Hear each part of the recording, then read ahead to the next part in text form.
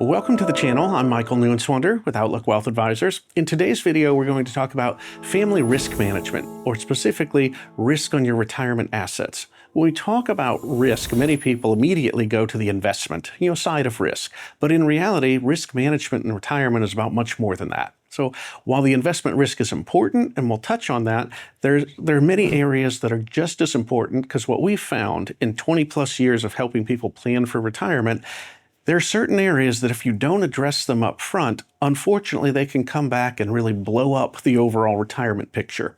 So let's start with some of the basics.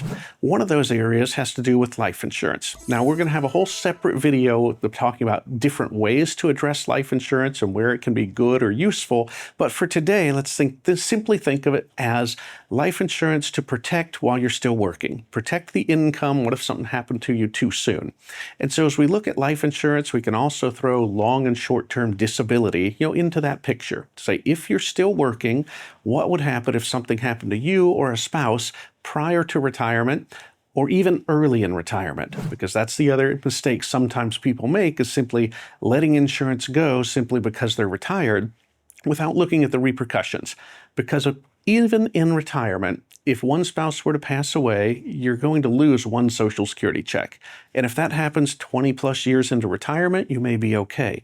But if that happened early on, there can still be a big risk for your spouse on whether they're going to be okay in retirement. Another area when we look at risk management has to do with your protection of assets. So talk about your property insurance, your homeowners, flood insurance, all of those things that we sort of take for granted, if you will, or we assume that people have.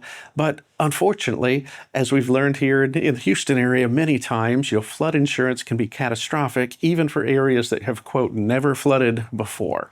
So making sure you've addressed those areas as well. And unfortunately, one of the facts of life, part of the reason we're in this business, has to do with the story of my grandmother, but making sure that your assets are protected, even though you may not be the cause of an accident.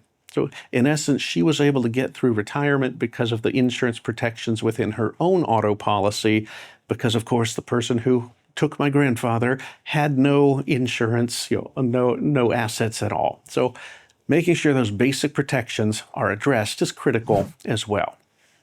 The next part, though, does have to do with the measurement of risk within your portfolio. And the good news today, through all the tools available, we can measure exactly how much exposure someone has for a downside or what happens in the next down market or the next recession. But the key thing here, it's better to test that on paper, if you will. Run those tests today. Don't put yourself through it. Because most people ultimately do have some point in their financial picture where it says, if things were to go down, we've got to change what we're going to do in retirement. So there's a comfort level, but there's the reality of what you can actually afford or sustain as well. The other area of protection, though, also has to do with your estate. Wills, trusts, setting rules for beneficiaries. Life insurance can come into play here too, but really having an estate plan is making sure that things go where you want them to go in an orderly and efficient manner.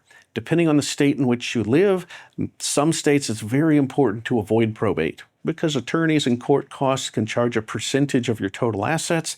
Other states, probate may be relatively inexpensive, but still may be a hassle that you don't want to put your loved ones through.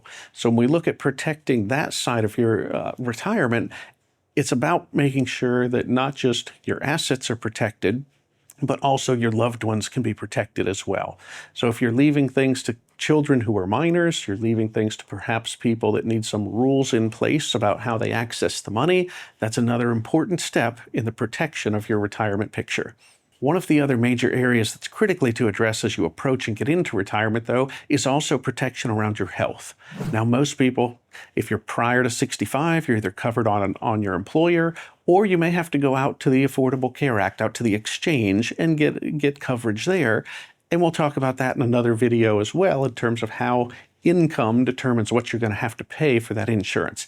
But once you're 65 and beyond, you can have Medicare, Medicare Supplement, or Medicare Advantage. In this video, we won't go through all the nuances between the two, but the big part that neither of those cover is long-term care. So having a plan to protect yourself, not just for the immediate, shorter term critical care for healthcare, but really the long-term care that may come up down the road.